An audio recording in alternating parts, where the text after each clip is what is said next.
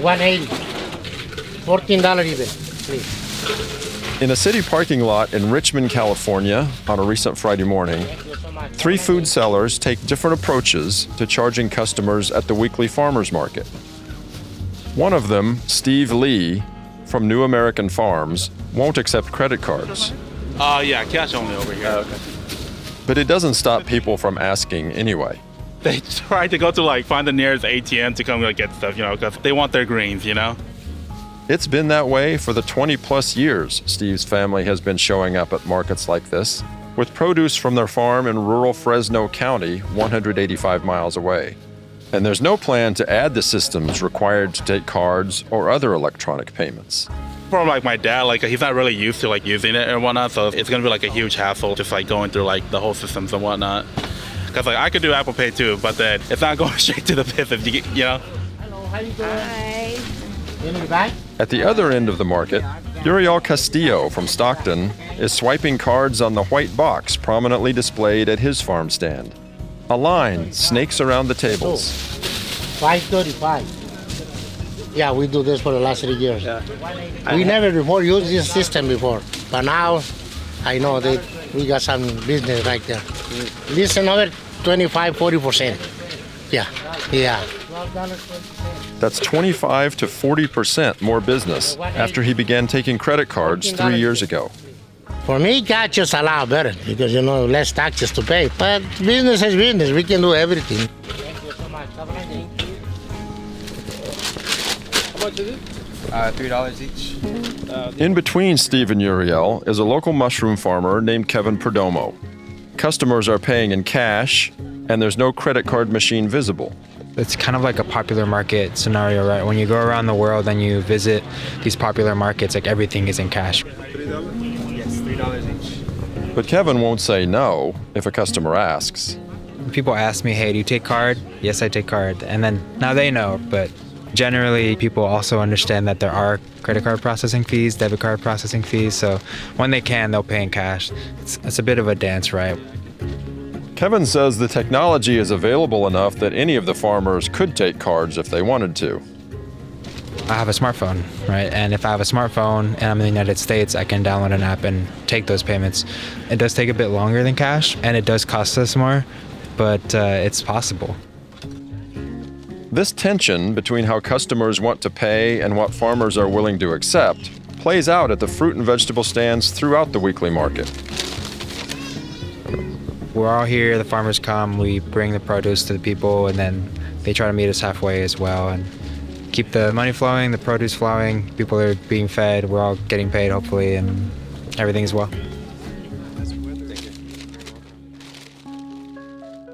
Small businesses like these are a frontier in the study of market dynamics, especially in developing countries, according to Stanford Graduate School of Business marketing professor Sridhar Narayanan. The puzzle that we had was, with easy access to lots of resources for modernizing themselves, why are many businesses, and so many of them, still look and feel and operate in traditional ways? The answer to that question has a lot of bearing for everything from public policy to large businesses that operate through these small businesses. And that's our focus today. What the challenges facing small businesses around the world can teach us about the global economy. This is If Then, a podcast from Stanford Graduate School of Business, where we examine research findings that can help us navigate the complex issues facing us in business, leadership, and society. I'm Kevin Kuhl, Senior Editor at Stanford GSB.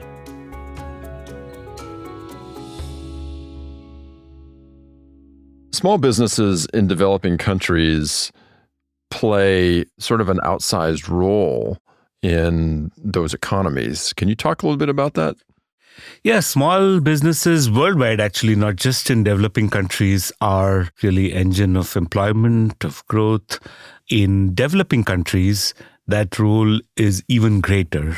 It's not just that they employ people and provide critical services at the last mile to consumers in these countries, but they also facilitate large businesses to operate there. For instance, if you look at my own company that I worked for, Unilever, it couldn't reach its products to its customers without relying on hundreds of thousands of small retailers all over India alone and all over the world. So just as a quick example, Unilever has a wide range of products, but something like, say, shampoo. It's hard to sell shampoo unless you have retailers on the ground with that product in lots of places. Absolutely. And small businesses play more than just the role of reaching products to consumers in developing countries. They play a critical role in extending credit. So, for instance, if you look at India as an example, or Africa, a large proportion of the population depends on agriculture for a living. And agriculture is a profession where you get cash flows at certain times of year, at harvest. And so a lot of families in these countries buy things on credit and pay the businesses when they get cash. Beyond agriculture, a lot of the retail sector in developing countries is fueled by credit.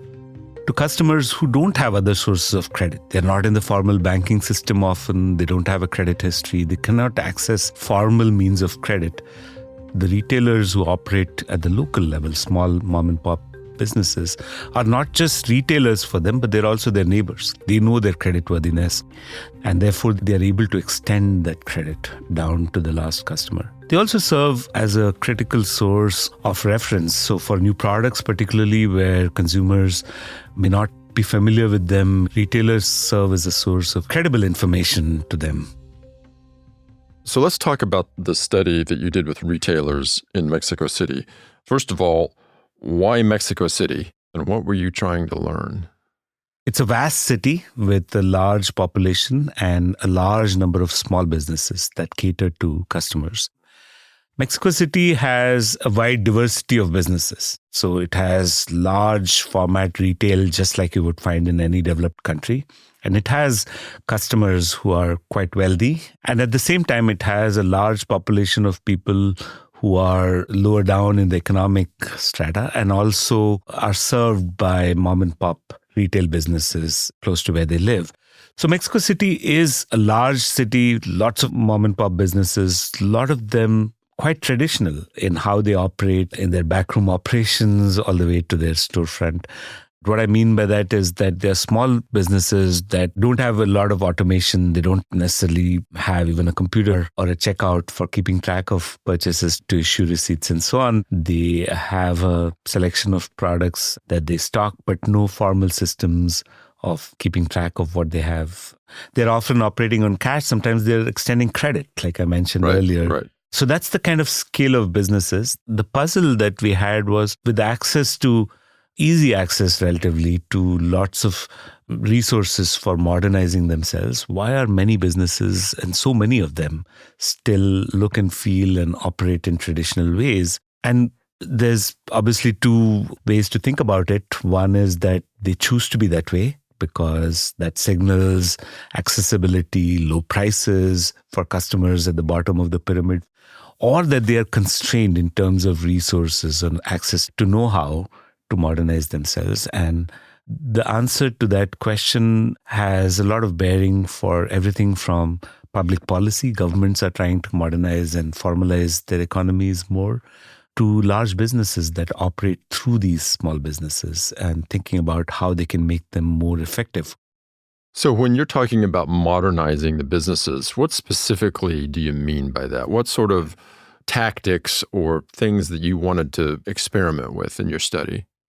Aspects of a retail business that are visible to customers. The store appearance, whether there are clear signages for things like prices of products or not, are things organized on the shelf or not, is there branding from the store or not, how is the interaction between the salesperson and their customers, things like that, kind of a broad bucket of brand management.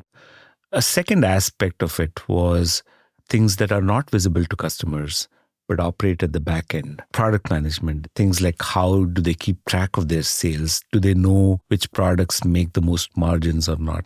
How do they decide their product assortment to stock? Do they have modern ways of dealing with inventory and ordering systems and so on? And so we were asking, first of all, what prevents businesses, which are small mom and pop stores, from adapting some of these practices? And second, if they do adopt them, is it worth it for them? Does it pay off an investment in either of these? You worked with 1,100 retailers. What were the results? What did you discover? The bottom line is that modernization really improved their revenues for both groups who were modernized on the brand management side as well as on the product management side. Both of them saw anywhere ranging between 15 and 25% increase in revenues. We went back after 18 months to again collect data on their revenues and profits and so on, and it was sticky. So kind of bottom line is that there was an increase in revenues. Second, the investments were paid off in 6 months of increased profits. So it really took not that much investment and it paid itself off relatively quickly. And I was telling you that the initial motivation of this study was this puzzle that businesses choose to be traditional because it signals that they are accessible, that the prices are low, etc. If they modernize, the thought is that their customers might think that they are going to be more expensive, they're not for us, they won't have the products we are interested in because they're used to seeing richer consumers shop at large supermarkets. What we found is that that's not true. It's basically constraints in resources and know-how that were preventing many of these businesses from being modernized. Those revenue gains are pretty compelling, especially if, as you say, they're sticky and last long term. So you mentioned that there were some small businesses that like to remain traditional. Is there resistance to modernization even if the results in these other cases were compelling? The resistance, if any, comes from fear of getting in the crosshairs of government, of tax authorities. You know, it's not just taxes, and a lot of the developing world small businesses have to deal with corruption at the level of government authorities. And so if you somehow get modernized and you look like you're a business that's doing well, you could be target of not just tax authorities coming and looking into your books to see whether you're making more money than you're reporting, things like that, but also be the target of extortion from local officials. So being under the radar would be considered. Yeah, so in India, thing. for instance, when I was working at Unilever, our distributors were typically in a local market, in a small town, for instance, the most wealthy, also the best business experience kind of people, and they would tend to want to stay under the radar, not because they wanted to necessarily avoid taxes, but they wanted to avoid hassles. And so governments have tried to kind of make things more efficient, more automated, to eliminate the opportunities for corruption. That's not gone away by any means, but I think that's less of a concern for many businesses than it was a few decades ago.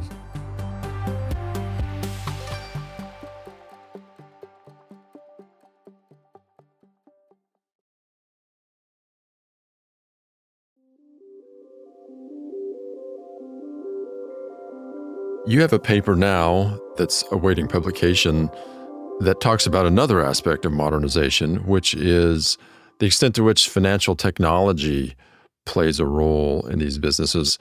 What did you learn about the challenges for adopting different payment systems in developing countries? So the background for this is that in the developing world in particular, much of the economies run on cash.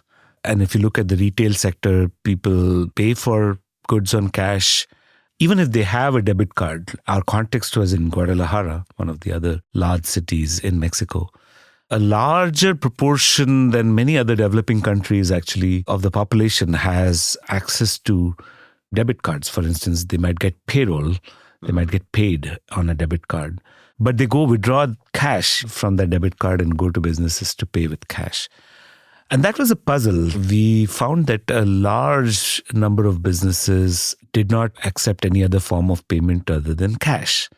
And we also knew through our partners in the government that this was despite the fact that the government had spent millions of dollars actually on promoting non-cash means of payment, mobile payment, credit card-based payment, and so on. Governments, of course, have an interest in doing that because it formalizes more of the economy. It becomes trackable. Sure, from the government's perspective, presumably there's a lot of opacity in a cash economy. Exactly. Right? Yeah. And also it's a source of what is called black money, money which is unaccounted for, taxes are not paid for it, and so on. So they basically dropped at a number of businesses, everything from a smartphone to a dongle to a data plan for a period of time for free. And yet, when we were in the field, we encountered some of these businesses that had got $1,000 worth of stuff for moving from cash-based to a non-cash transaction. And they'd never conducted a non-cash transaction ever. They didn't even know where that technology was. And so that kind of raised a puzzle in our minds as to why are businesses not transacting in anything other than cash? And there are three things that came to our mind. One was that they might have technological constraints. They might not know how to use it. They might not have a bank account linked to it.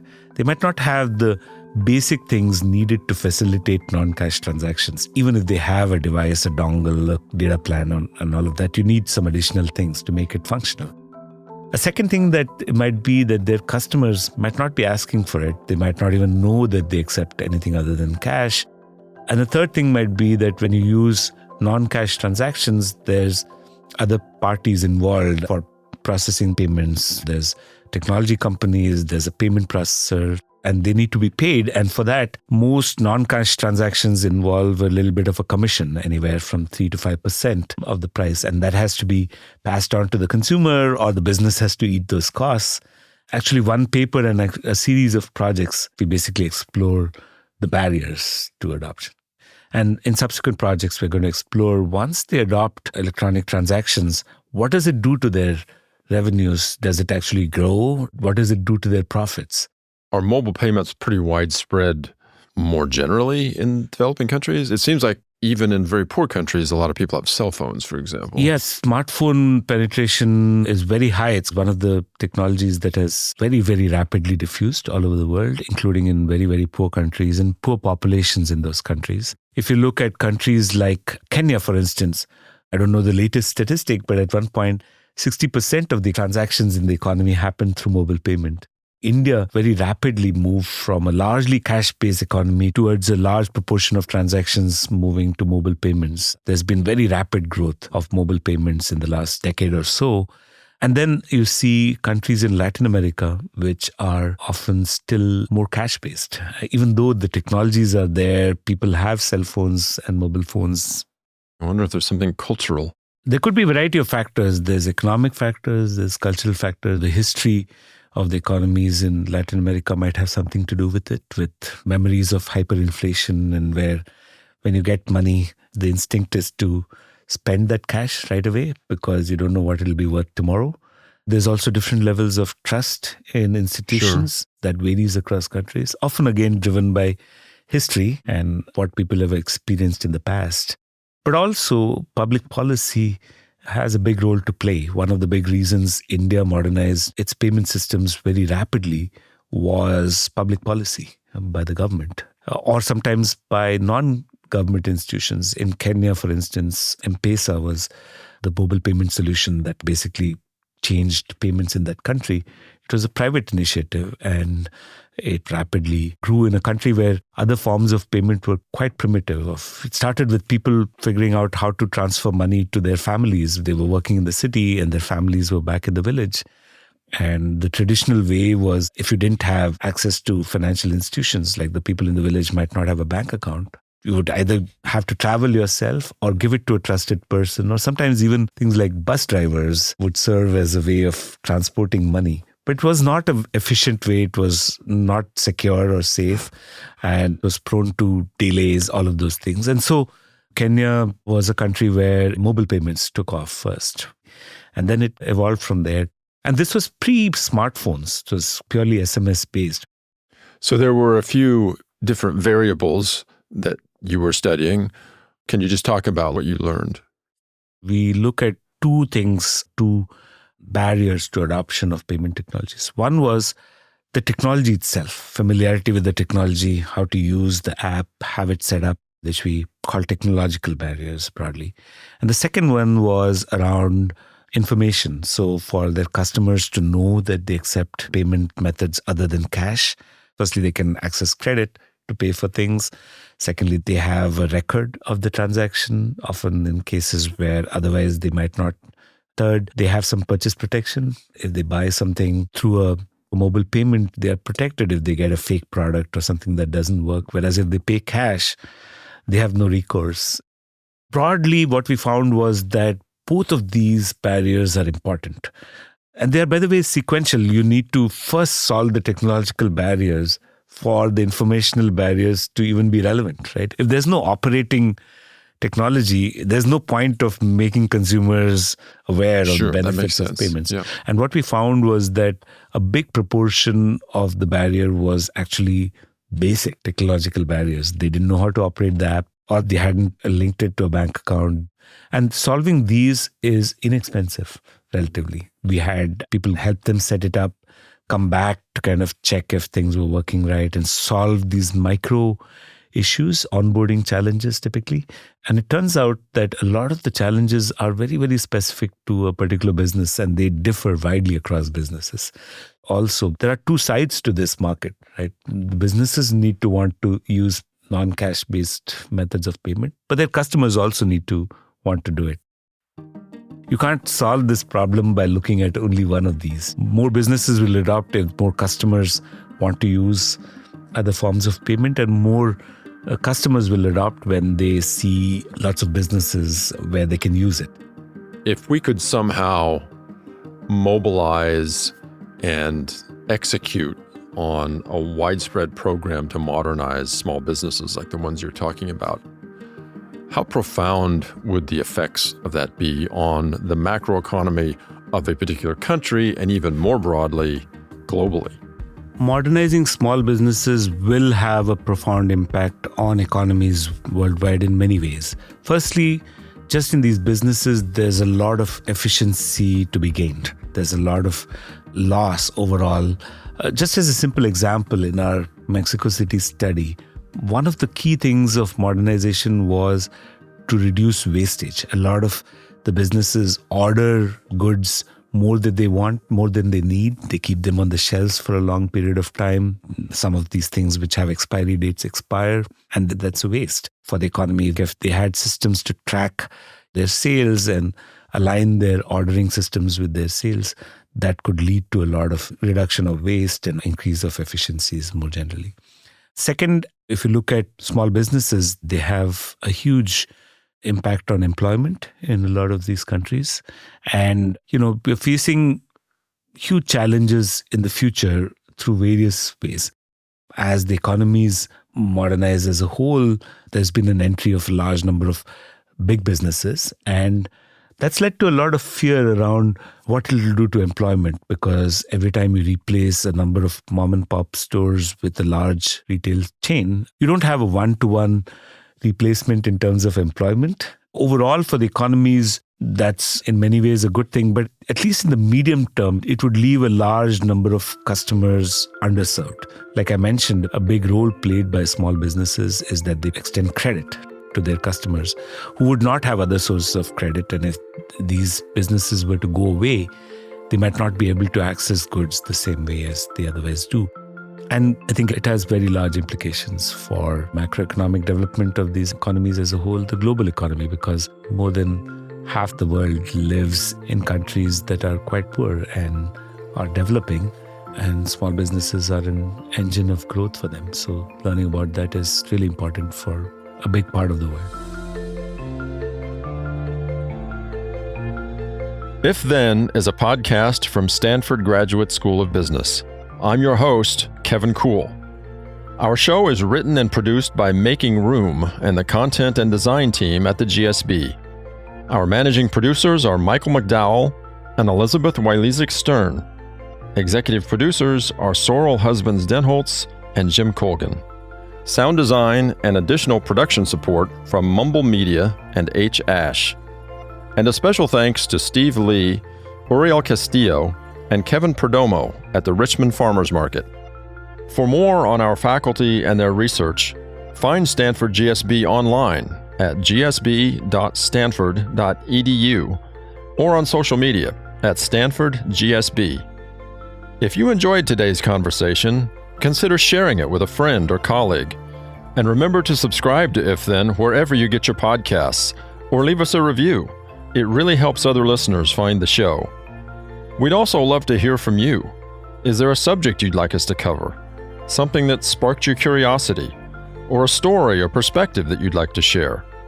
Email us at ifthenpod@stanford.edu. That's ifthenpod@stanford.edu. Thanks for listening. We'll be back with another episode soon. They try to go to like find the nearest ATM to come like get stuff, you know, because they want their greens, you know.